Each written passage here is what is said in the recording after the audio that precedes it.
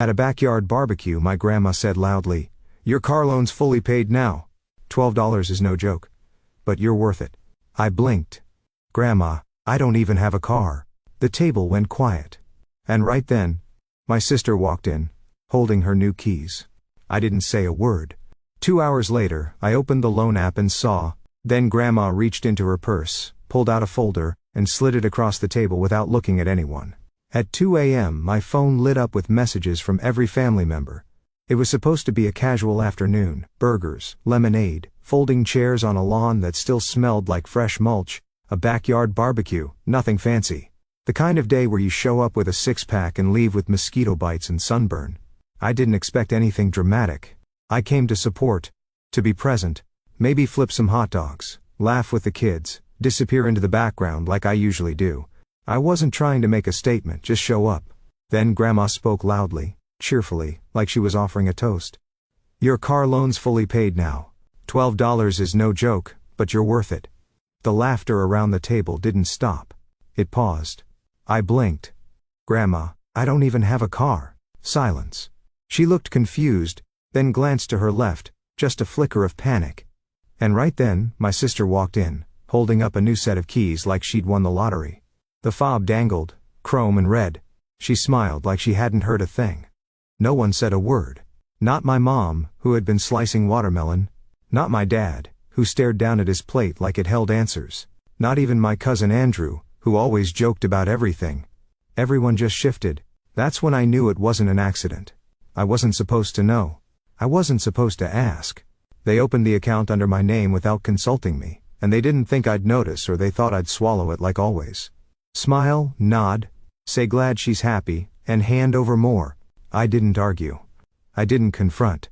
I just stood there, skin prickling under the summer sun, and sat back down like nothing had happened. 2 hours later, while everyone was inside laughing at a TikTok on the big TV I bought last Christmas, I opened my loan app on my phone. Approved. 12,000 cleared. In my name. I didn't say a word. My hands didn't shake. My jaw didn't tighten. I just closed the app, checked the date, screenshot the approval page. When I looked up, Grandma was walking toward me. No smile now. She didn't look at me, just reached into her purse and pulled out a thick yellow folder. She slid it across the table without a word, without a glance. Inside, printouts, contracts, dealership papers, all of it signed by me. Only I never signed a thing. That night, at 2:03 a.m., my phone lit up with notifications, 13 messages, 5 missed calls, and a voicemail from my sister that started with, "Please don't do anything crazy. Okay?" I didn't reply. I had already done something far worse than crazy. I had gone silent. The folder stayed on my kitchen counter for 3 days. I didn't touch it. Not at first. I just let it sit there like some cursed relic, daring me to open it again. And on the third night, when I couldn't sleep, I finally did. That's when the pattern came into focus. It wasn't just the car. It was the utilities bill from last fall, the one my mom said was probably a glitch when I asked why I'd been charged twice. It was the second streaming service my dad didn't know I was still paying for, even though I removed their profiles months ago. It was the $500 school deposit my sister's kid needed just temporarily, except they never paid me back, never even brought it up again. I traced the dates, aligned the charges. Every single favor became a precedent. Every dollar I covered became an expectation. And every silence, every time I didn't push back became permission. I wasn't family. I was funding. I felt used financially, emotionally. And the worst part? They knew it. Grandma's folder had the receipts, literal and figurative. Dealership printouts, insurance plans, my financial details, pages and pages of bold moves made with stolen trust and forged familiarity. I flipped to the last sheet and saw my own signature photocopied from an old document I'd signed for a summer internship, sloppily traced onto a finance agreement. They hadn't even tried to hide it, because why would they? I was the reliable one, the quiet one, the he won't make a scene one. The flashbacks came like wildfire. The birthday, I wasn't invited to because the table only fit 10, but my bank statement showed a $600 charge for catering. The wedding where I paid for the floral arrangements and wasn't listed in the program. The group vacation where I covered the Airbnb and got a thank you text, meant for someone else. Every memory rearranged itself in my head, not as isolated insults, but as data points in a long, quiet betrayal. They didn't love me less, they just valued me for what I gave more than who I was. And I let them. I let them tell me I was lucky to be included. I let them laugh when I offered to help because helping was the only way they knew how to accept me. But now the truth was right there. On paper, they had spent $12,000 under my name. Bought a car. Gave my sister the keys. Smiled through it like it was a blessing because they assumed I'd do what I always did, pay, disappear, and wait for a scrap of gratitude that never came. But this time, they'd miscalculated. This time, I'd blinked and seen it all. That night, I logged into every bank account I owned, changed every password, froze every autopay, pulled my credit report, and then I called the dealership. "Hi," I said. "I think a car was purchased under my name without my consent." The guy on the phone got quiet, then asked, "Is your name Kevin?" I said yes, and he sighed. "I figured you'd call," the dealership rep said. His voice had that customer service calm, but the edge underneath told me everything. He knew. Not the details, not yet. But he'd seen the kind of disaster that came dressed up in family signatures. "You're technically the listed owner," he added. I didn't answer right away. Just stared at the folder Grandma had slid across the table like a courtroom verdict. I hadn't slept. My hands didn't shake. My jaw didn't clench. But everything inside me had gone razor sharp. I didn't want an apology. I wanted leverage. And I was done playing quiet. "You'll be picking the car up tonight," I said. Pause. "Yes, sir. I'll initiate repo protocol now." I hung up and opened my laptop. For the next 7 hours, I became what they feared most, the quiet one who finally made noise. Phase 1, reclaiming boundaries. First came the accounts. Netflix, gone. All profiles erased. Even the family fun, one with Grandma's favorite show bookmarked. Spotify Premium downgraded to free tier. 5 people suddenly learning what ads sound like. Amazon Prime revoked. No more free shipping for birthday gifts they never sent me. Password manager reset. Every shared login gone. Smart home access, I built it. I dismantled it. Thermostat, locked. Cameras, offline. Wi-Fi, unplugged from my business console. Cloud storage, cancelled. Backup photos, documents, shared files, vanished into the void they assumed was permanent. My phone lit up within hours. "Mom, hey, something's wrong with the Wi-Fi." "Dad, did the thermostat reset?" "Sister, why is the camera app saying unauthorized device?" I didn't reply. I was just getting started. Phase 2. Financial extraction. Their mortgage? I co-signed it. It was temporary, they said. Just until things stabilized. They never stabilized because, why would they, when I was the buffer? I logged into the lender portal and started the process to remove myself from the loan. It triggered an automatic review. The bank called me within the hour. "I'm concerned they won't qualify without you," the rep said. "Good," I answered. The rep didn't argue. 2 days later, the bank emailed an updated loan estimate. Their monthly payment would nearly double if I left. It was either refinance or lose the house. I didn't tell them. Let them open that email at breakfast. Let them try to call me when the buffer stopped buffering. Phase 3. Asset audit. I dug deeper, past the subscriptions and the bills. I found the old lease on the storage unit I paid for, the one holding half the family's heirlooms. I found the business insurance for their home office under my name. I found the hosting account for the family photo site they used every holiday. I deleted it. I pulled up the domain registration for my dad's little tax prep side hustle. Guess who paid the renewal for the last 6 years? I transferred it to a private registrar, and locked it. Then I called the CPA software provider and revoked their license. Their tax records? No longer accessible. Their auto renewal? Cancelled. I wasn't stealing anything. I was reclaiming it. Phase 4, the system shut down. Back when I started my company, a full-stack IT and back-end infrastructure firm, I gave them access to the same tools my corporate clients used.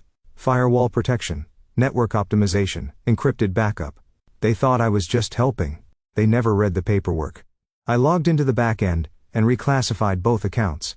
My parents' firm and my uncle's clinic from family, free access, to terminated. The system queued a full disablement. I left a note on their admin dashboards. This infrastructure was maintained at no charge since 2016. Effective immediately, all services have been revoked. No emotion. No warning. Just digital severance. At 6:12 p.m. my uncle left a voicemail that was half confusion, half panic. "We can't log in. Our files are gone. Were you hacked? Call me ASAP." I didn't. At 6:45 a message from my dad. "You went too far. This isn't just about the car." No. It wasn't. It never was. Phase 5, Strategic Exposure. I still have the screenshots, the dealership forms with my fake signature, the loan approval, Grandma's folder. I compiled them into a single PDF, time-stamped, organized, factual. Then I sent it to 3 people, my family's accountant, a fraud investigator I knew from a past client, my lawyer. By 9 p.m. I had a plan in motion. The car, repossessed. The fraud, reported. My financial ties, severed. Their infrastructure, offline. Their secrets? Documented. And the final blow? The silence. I didn't scream, didn't post, didn't call anyone. Because the silence wasn't a retreat. It was a verdict. By midnight my phone had 112 missed calls. 13 from my sister, 21 from my dad, 2 voicemails from Grandma, 1 tearful, 1 angry, but I didn't listen. I knew what they were going to say. "You're tearing this family apart." No. They were tearing it apart. I just stopped taping it back together. They didn't call to apologize. They never do. They called to control, to manipulate, to remind me I was one of them. Even after everything they'd done, the night the car was repossessed, my phone didn't stop vibrating. It lit up like a bomb had gone off in a group chat I didn't ask to join. My sister was first. "They said the car's gone. What did you do?" Then, "My mom, please just call. We don't understand why you're doing this." Then Dad, "This is childish. You're embarrassing yourself." I didn't respond. They weren't confused. They realized they had gone too far, and they couldn't stand it. At 2:36 a.m., another call came in. My sister again. Crying. "They said there might be charges. I didn't know they'd take it. I thought you'd fix it." I ended the call without a word because that was the core of it. They never believed anything I did had real weight, real teeth. They thought they could steal from me, lie, forge and fake, and I just patch it up like I always did. Not this time. By the next morning, the desperation mutated into something darker. My app posted on Facebook, "Heartbreaking when family turns on you. But truth always surfaces. We have receipts." Receipts. That's what they considered the documents, even though I never signed them, false accounts, a debt trail that led straight to me. I didn't answer. I let the silence do what words never could, but then the texts turned to outright slander. "You always wanted attention. You finally got it. You destroyed your sister's life over a misunderstanding. We took care of you when no one else would. This isn't justice. It's cruelty. You think this makes you strong? It makes you alone." They tried every angle, guilt, shame, manipulation, even pity. They pulled every lever except the one that mattered, accountability. And when that didn't work, they showed up at my door. No warning, no appointment. Just pounding fists and raised voices outside my apartment. "Talk to us. You're still our son." And then my father, "You'll regret this. You always come back. Just wait." I didn't open the door. I didn't even go near it. They weren't here for resolution. They were here for control, for a return to the status quo where I stayed quiet, and they stayed comfortable. That night, I got an email from my mother. Subject, "You've made your point." The body read, "We're contacting a lawyer. This wasn't fraud. It was family. If you continue harassing us, we'll take legal action." They thought they could flip the script that I was the one who crossed the line. That filing a fraud report for something they actually did made me the aggressor. I didn't respond. Instead, I did something worse. I sat with it. Let them feel the vacuum, the absence of the fixer, the gap left when the reliable one stopped picking up calls, and it worked. The next day, the tone changed. "Please talk to us. You've made your point. We're falling apart here. We didn't think it would go this far." Then my sister again, "I didn't know what they were doing. I just thought you'd be okay." But she did know. They all did. They counted on my silence. And when they lost it, they lost their shield.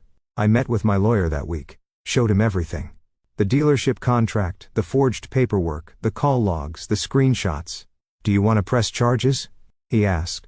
"No," I said. "Just prepare everything in case they do." "Smart move," he replied. "They won't expect that." He was right because what they expected always was submission, a sigh, a passive nod, a whispered, "It's fine." Not this time. I wasn't shouting. I wasn't deleting them from my life with a dramatic slam of the door. I was doing something much quieter. I was letting them collapse on their own. That weekend, my sister texted again. One line, "Are you done? Because I'm about to lose everything." I stared at it for a long time, then typed, "No," and deleted it. Not because I changed my mind, but because I realized something more terrifying than any reply I could send. The fact I had nothing left to say, it wasn't retaliation. It was accountability, and it was permanent. I wasn't planning to go public. At first, silence felt cleaner, colder, more surgical, but then they started talking, not just in messages, not just behind my back. They went public first. My sister posted on Instagram, a soft-lit selfie, tear-stained mascara captioned, "It's hard when the people you thought would be your forever, turn out to be your lesson. Grateful for the ones still here." 200 likes in under an hour. Comments full of hearts and sympathy. Friends tagging each other, DMs flying. Family resharing it like gospel. And I saw the story forming that I was the unstable one. The dramatic one. The bitter brother who snapped and ruined everything. The guy who took back a car like it was a toy and left his baby sister stranded. Who hacked the house Wi-Fi, turned off Netflix, and held the family hostage over a miscommunication. I scrolled through the comments. You don't deserve this. Some people just want control. Cutting toxic people is hard but necessary. No one knew what actually happened. No one asked. And I realized, if I didn't say something soon, they'd own the story. Rewrite the whole thing in their favor. So I built the truth. Not a rant, not a meltdown, a file. Screenshots, contracts, call logs. The dealership approval with the forged signature, the financial. Documents from grandma's folder, group chat captures. The email from the bank confirming my name was fraudulently used. All of it verified, time-stamped, truth. Then I wrote the post, not on Facebook, not on Instagram, on LinkedIn, because I wanted it where it mattered and the world that knew me as calm, capable, collected. The headline read, "When family crosses the line, a cautionary thread on financial exploitation and identity misuse." Then I told the story, not emotionally, factually. How my name was used for a $12,000 loan I never approved. How the car was gifted to someone else. How the response wasn't apology but slander. I didn't name names, but everyone who needed to know knew. By the end of the day, it had over 30,000 views.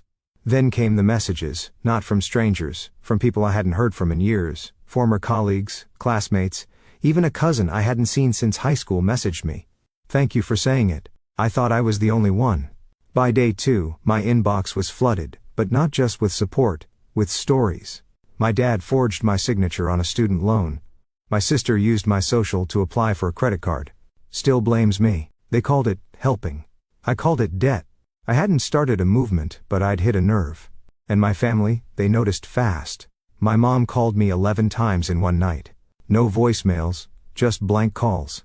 My dad sent an email titled, "Take it down." Inside, it said, "You're embarrassing everyone. If you think airing our private affairs online makes you look strong, you're wrong. Take it down, or there will be consequences." He signed it with his full name like a stranger. I didn't reply. Instead, I pinned the post, and then I sent the PDF folder, the one with every receipt, to their family accountant. Just in case they tried to claim the car on their taxes, I attached a brief message. "In case of audit, please be aware I did not authorize or initiate this purchase. Report filed for financial misuse. Documentation attached. No emotion. Just liability protection." That same night, my cousin Ellie called. I saw everything she said. Her voice shook. Then she added, "You need to know they've been saying you're dangerous, that you're trying to ruin the family on purpose, that you've lost it." I laughed. Not because it was funny, because it was so predictable. That's what people say when the scapegoat burns the mask. But Ellie wasn't done. "There was a meeting," she whispered. "Grandma, Uncle Ray, Mom, everyone. They passed around printouts, fake messages, ones you didn't send." I paused. "You're sure?" I saw one. It said you were planning to sue everyone. That you were building a revenge fund, to take us all down. I didn't respond, just thanked her and made another copy of the PDF folder, this time with a new label, Prepared Response, Reputation Defense. Then I opened my email, and did what I'd been avoiding for weeks. I sent everything to my lawyer, all the documents, the LinkedIn post, the slander, the family group chat threats, the screenshots Ellie quietly sent over from the meeting. He replied 10 minutes later, "Let's talk Monday. But for your information, this is already enough for defamation, fraud, and a civil suit." I didn't want a lawsuit, but I wanted to be ready, because power, real power, isn't just in what you say. It's in what you can prove. By the next morning, the mask had cracked hard. Uncle Ray messaged me. "Take the post down. You're humiliating your parents. Grandma, you should be ashamed of dragging us through this online." My sister. One line. "I hope it was worth it." And for the first time, I replied. I typed, "It wasn't worth it. It was necessary." Then I blocked her. Not out of anger. Out of peace. Because when someone commits emotional identity theft, you don't owe them closure. You owe yourself freedom. I hadn't gone public for revenge. I'd gone public to breathe. And when I finally closed the lid of my laptop that night, something hit me. They weren't mad because I lied. They were furious because I told the truth out loud. And now everyone could see them without the mask.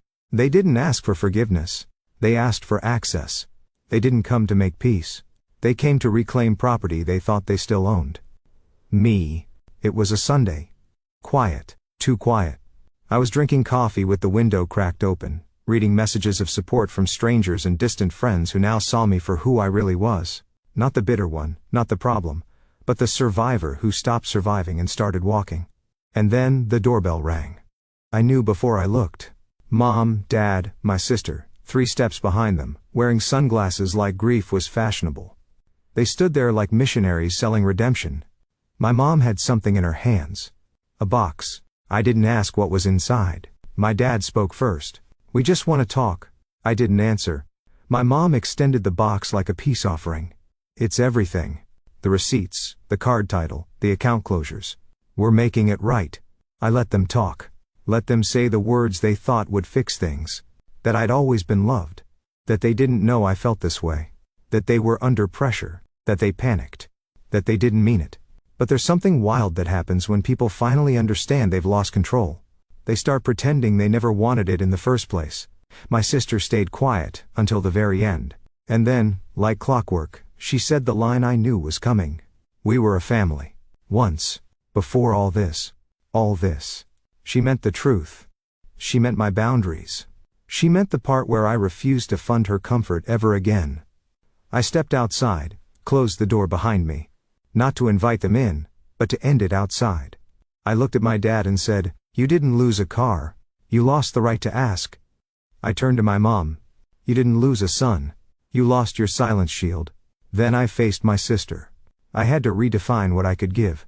They stood there waiting for the crack, for the voice in me to break, for me to say, "But you're still my family." But I didn't. I said, "There's no going back. Not because I hate you. Because I finally like myself too much to come crawling back into that cage." My mom whispered, "So this is it?" I nodded. No big speech. No dramatic goodbye. Just this. My dad looked at me like I was a stranger. And, for the first time, he was right. He didn't know the person standing in front of him. Because the one he remembered would have paid for lunch after this. Would have apologized for making things uncomfortable. Would have offered to drive them home. I wasn't that person anymore. They left without another word. No threats. No tears. Just the sound of the car door slamming shut. I didn't watch them pull away. Didn't wait for the second knock. I turned around and went back inside. Sat at the table. Finished my coffee. And for the first time in my entire life, I didn't feel like I owed anyone anything.